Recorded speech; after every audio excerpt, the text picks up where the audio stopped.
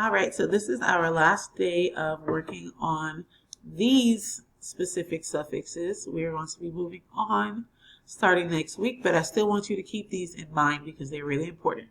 So again, ER could mean a person who or more. EST or est means most.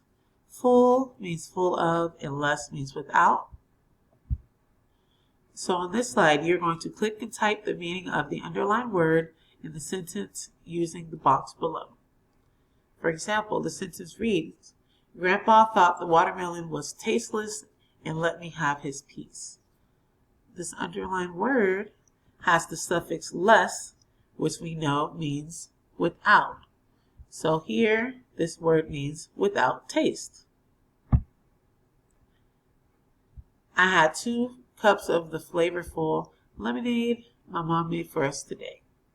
So you're trying to figure out what is the meaning of this word. You're going to use the suffix as your hint in your answer. Let's see, for this slide and all the way through. Please let me know if you have any questions.